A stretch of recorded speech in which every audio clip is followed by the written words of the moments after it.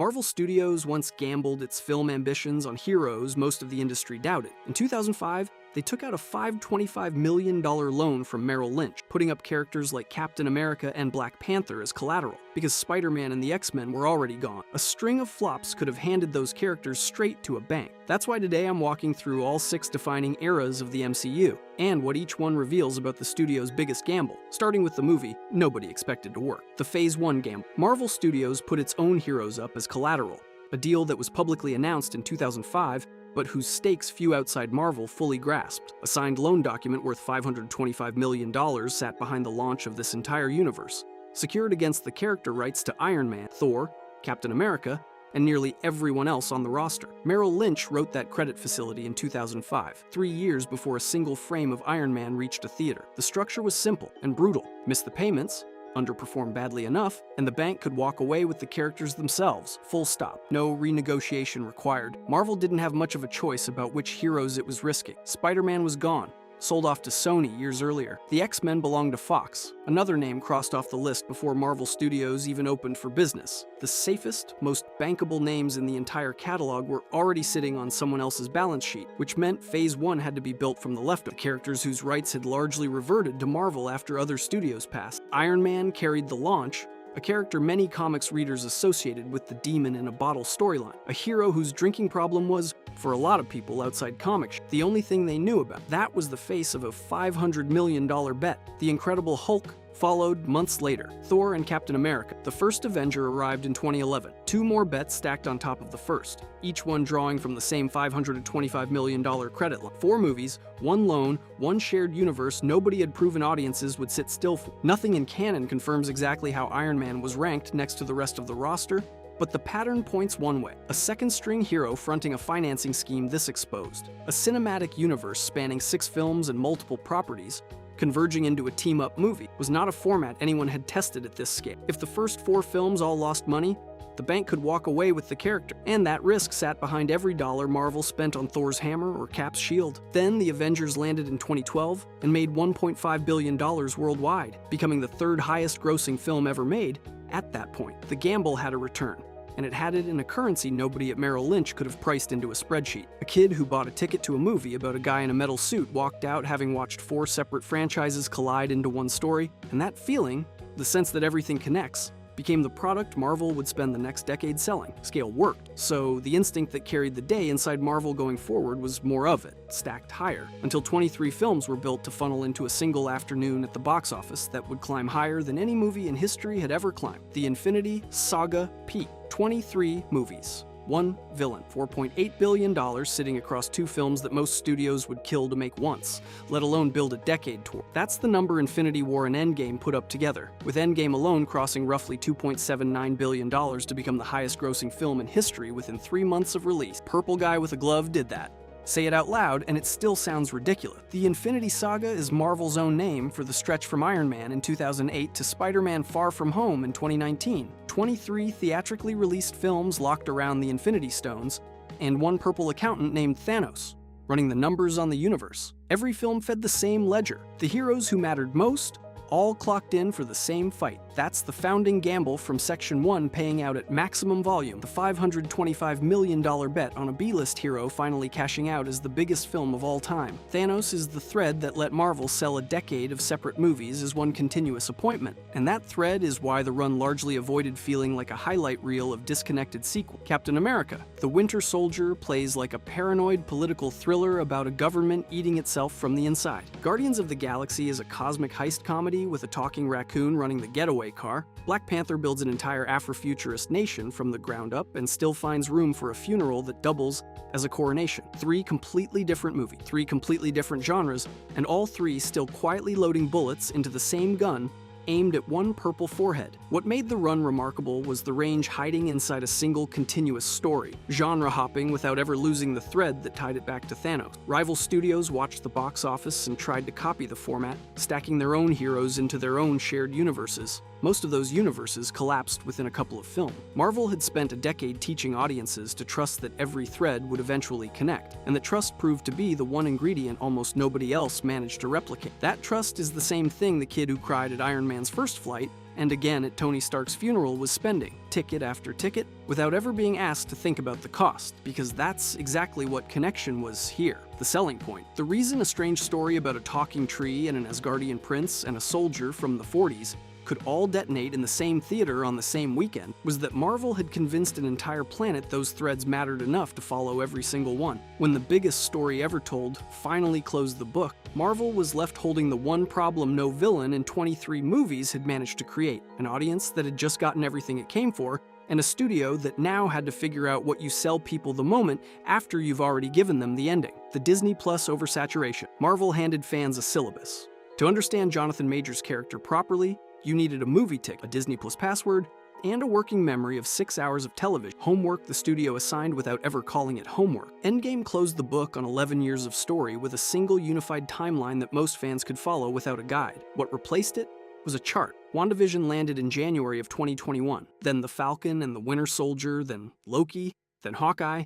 Each one folded into an official viewing order Marvel Studios published and promoted as canon. These weren't the tie-in cartoons or B-plot specials of the old Marvel television era, the stuff you could skip and still follow the movies just fine. Marvel Studios put its own logo on these shows and told you, direct in bold letters on a chart, that they mattered. The mattering was the problem. Loki Season 1 spent 6 episodes building the multiversal rules that Doctor Strange and the Multiverse of Madness and Quantumania would later lean on directly, rules the movies assumed you already understood walking in the door. Skip the show, and entire scenes in the films risked not making sense to many viewers. The Falcon and the Winter Soldier resolved who carried the shield next, a question the movies simply assumed you'd already answered somewhere off screen, on your own time, on your own dime. For the first time, the studio treated side content as essential viewing, and it said so out loud instead of pretending otherwise, the way it used to.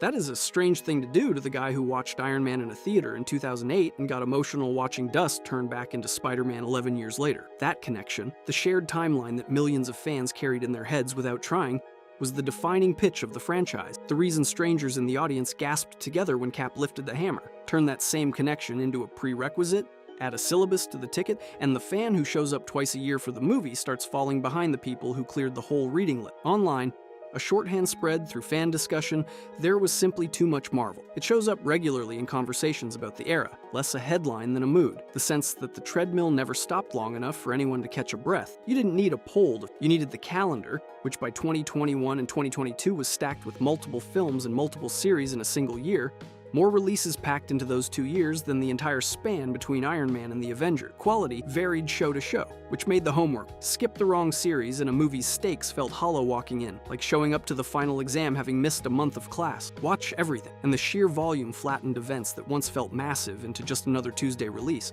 Another tab open, another thing to get through. The scorecard kept growing, the emotional payoff per entry kept shrinking, and that math doesn't hold forever. Fatigue like that is survivable on its own. Fans grumble, fans catch up, fans forgive a slow stretch if the destination justifies the climb. Marvel didn't leave it. It bet the next several years of the entire franchise on one new villain and one high-concept idea so confusing that some viewers walked out of packed opening weekends openly confused. The Phase 5 stumble. Marvel replaced Thanos with a spreadsheet. That is the blunt version. The official version is that Phase 5 belongs to the Multiverse Saga's middle chapter, a stretch of the timeline built around branching realities, and one recurring name, Kang. It traces straight back to the timeline Loki pruned open a phase earlier, and on paper the logic holds together cleanly. Thanos was a villain you could describe in one sentence, purple giant with a glove and a body count everyone understood. Kang was supposed to be the next one, just multiplied across infinite versions of himself, each variant theoretically raising the stakes higher than the last. The multiplication is exactly where the simplicity ran out. Multiverse conflict stopped functioning as a single plot device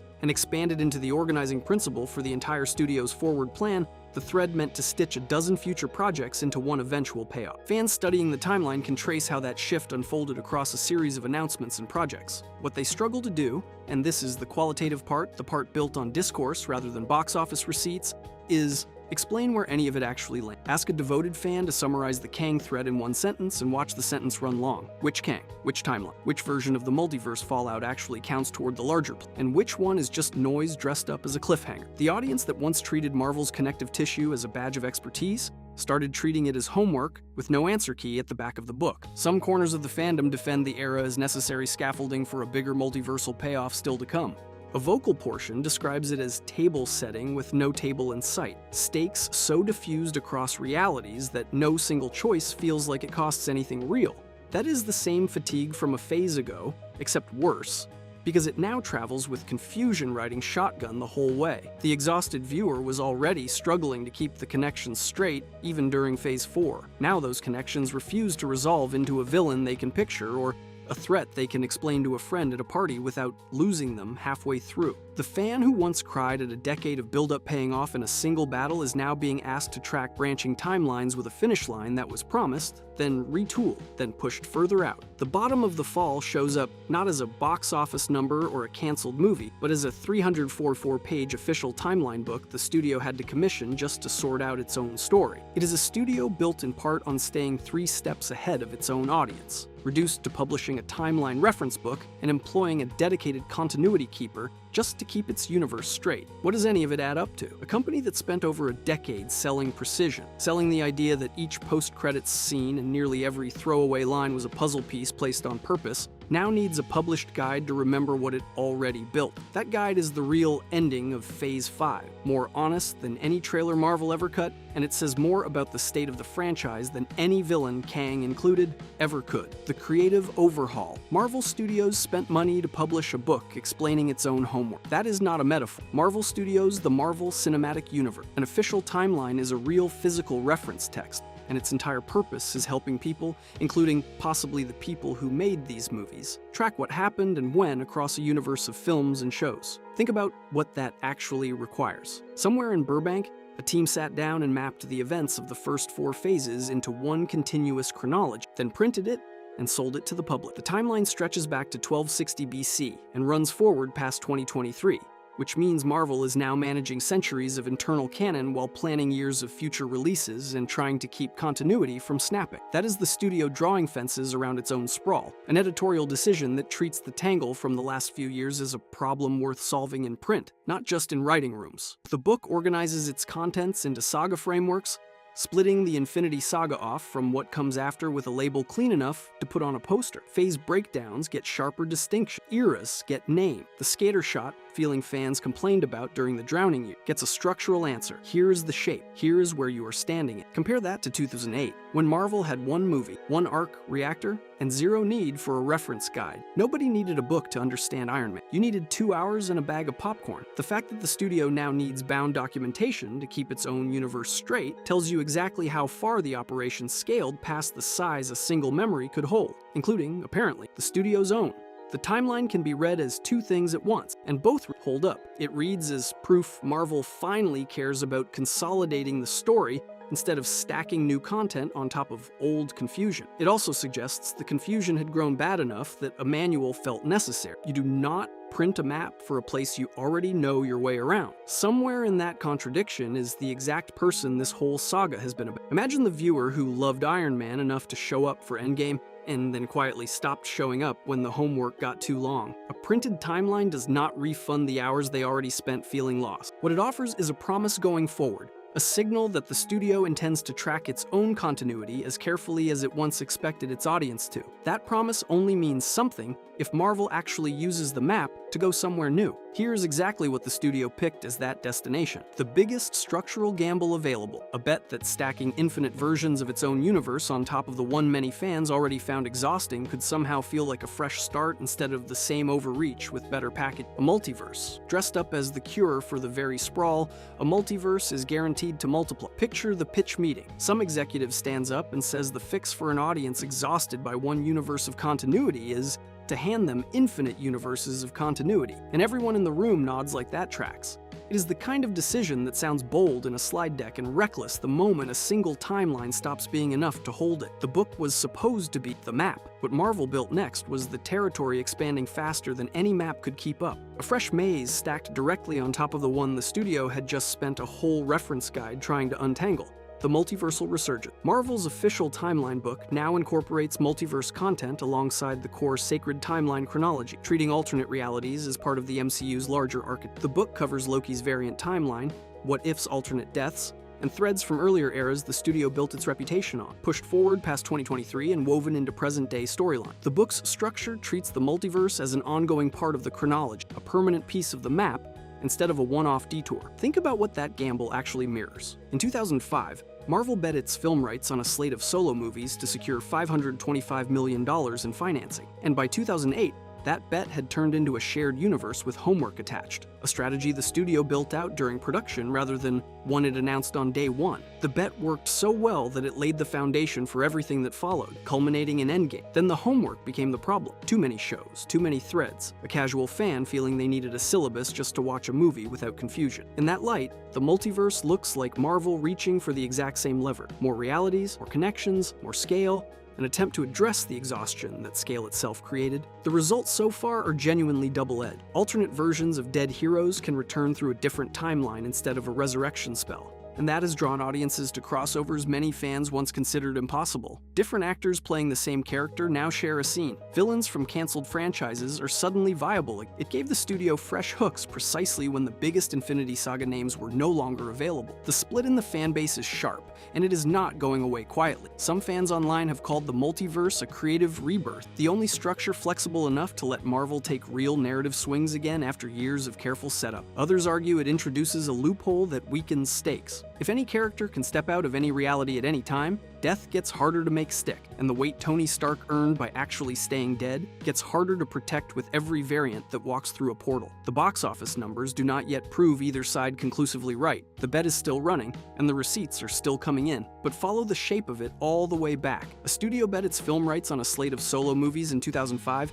and one bigger than most in Hollywood expected. That same instinct, scaled past the point anyone could track, is what exhausted the person who used to show up opening night without needing a refresher. Now that same studio is betting on infinite versions of itself to win that person back, wagering that more reality will fix what too much continuity broke. The founding gamble, the peak, the fatigue, the confusion, all of it collapses into one bet, wearing a new mask. Strip away Loki, the variants, the alternate Peter Parkers standing in a room together, and what's left is the $525 million wager from 2005, reissued for an audience that had drifted away. Every branching timeline, every returned villain, every impossible crossover is just interest accruing on that original bet, compounding 2 decades later in a different currency. The studio built an entire multiverse, and the only jackpot it actually needs is that one exhausted fan deciding to buy a ticket again. If you enjoyed this video and want to see more, click the video on the screen now.